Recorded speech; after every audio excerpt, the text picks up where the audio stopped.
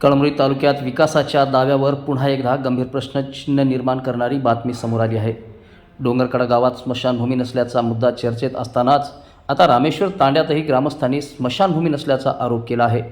सुमारे 3000 लोकसंख्या असलेल्या या गावात गेल्या अनेक दशकापासून उघड्यावर अंत्यसंस्कार करावे लागत असल्याचा दावा ग्रामस्थांनी केला आहे। एकीकडे विकासाच्या घोषणा आणि दुसरीकडे मृत व्यक्तींच्या सन्मानाने अंतिम संस्कारासाठी जागा नसल्याचा आरोप। नेमकं वास्तव काय पाहूया लोकपरिवर्तन न्यूजचा हा विशेष रिपोर्ट। कळमनुरी तालुक्यात विकासाच्या दाव्यावर पुन्हा एकदा प्रश्नचिन्ह निर्माण झाले आहे। काही दिवसापूर्वी डोंगरकडा गावामध्ये स्मशानभूमी नसल्याने उघड्यावर अंतिम संस्कार केल्याचा व्हिडिओ राज्यभर चर्चेत आला होता। त्या घटनेची चर्चा अद्याप थांबलेली नसतानाच आता त्याच तालुक्यातील रामेश्वर तांडा येथील ग्रामस्थांनीही धक्कादायक आरोप केले आहे। सुमारे 3000 लोकसंख्या असलेल्या रामेश्वर तांड्यात आजपर्यंत अधिकृत स्मशानभूमीच उपलब्ध नसल्याचा दावा गावकऱ्यांनी केला आहे। गावकऱ्यांच्या म्हणण्यानुसार गेल्या 70 वर्षापासून बंजारा समाजाला उघड्यावरच अंतिम संस्कार करावे लागत आहेत। अनेक लोकप्रतिनिधी बदलले, अनेक सरपंच बदलले आणि पदाधिकारी आले गेले, मात्र स्मशानभूमीचा प्रश्न कायमच प्रलंबित राहिला आहे। दरम्यान एकीकडे कळमनुरी मतदारसंघातील विकासाची मोठी जाहिरात केली जात असताना दुसरीकडे मूलभूत सुविधांचाच अभाव असल्याचे चित्र समोर येत आहे। अनेक ठिकाणी रस्त्यांची दुरावस्था झालेले व्हिडिओही सोशल मीडियावर व्हायरल होत असून स्थानिक नागरिक संताप व्यक्त करत आहेत।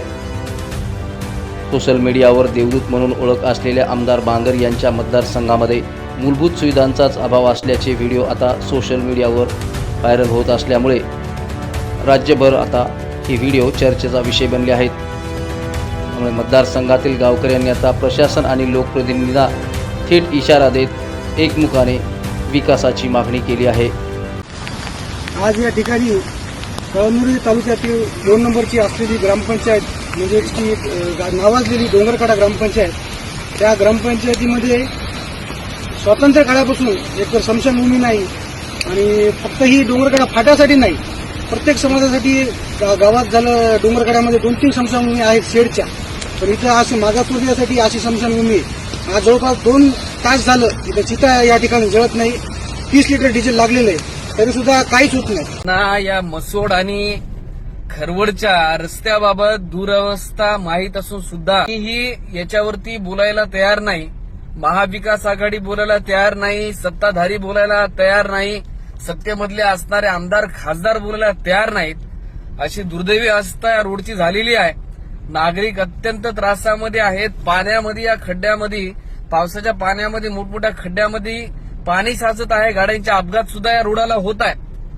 आता कळमनुरीचा नकाशा आणि कळमनुरीचा विकासाच्या थापान बाता मारणारे जे सत्ताधारी आहेत त्यांना माझा एक प्रश्न आहे की आता तरी झोपेतून उठा। झोपेचं सोंग घेण्यापेक्षा या रोडची अवस्था बघा। या रोडवरतून रोज प्रवास करणारे खेड्यापाड्यातले शेतकरी वर्ग जे या रस्त्यानं प्रवास करतात त्यांच्या व्यथा बघा आणि या रोडचं तात्काळ काम सार्वजनिक बांधकाम विभाग, जिल्हा परिषद विभाग या माध्यमातून व्हायला हवं अशी आमची मागणी आहे। या मागणीसाठी आणि या रस्त्याच्या शेतकऱ्यांच्या हितासाठी जर आपल्याला थोडी जरी लाज आपल्यामध्ये जर उरलेली असेल, थोडा जरी भान आपल्याला असेल, मटका गुटखा ह्याच्यापासून कमाईपासून जर आपल्याला जर वेळ मिळत असेल तर या दयनीय रस्त्याची झालेली अवस्था दुरुस्त करून शासनाने प्रशासनाने द्यावी, अन्यथा आमच्या माध्यमातून या ठिकाणी रास्ता रोकोचे मोठ्या प्रमाणात नियोजन केल्या जाईल, याची दखल शासनाने घ्यावी। मृत व्यक्तीला सन्मानाने अखेरचा निरोप देण्याचा हक्कही जर नागरिकांना मिळत नसेल तर स्वतःला देवदूत म्हणून घेण्याचा नेमका अर्थ तरी काय, असा सवाल ग्रामस्थ उपस्थित करत आहेत। आता या गंभीर आरोपांची प्रशासन दखल घेणार की मतदारसंघाचा विकास सोशल मीडियावर होणार, याकडे संपूर्ण तालुक्याचे लक्ष लागले आहे। ब्युरो रिपोर्ट, लोकपरिवर्तन न्यूज, रामेश्वर तांडा, कळमनुरी।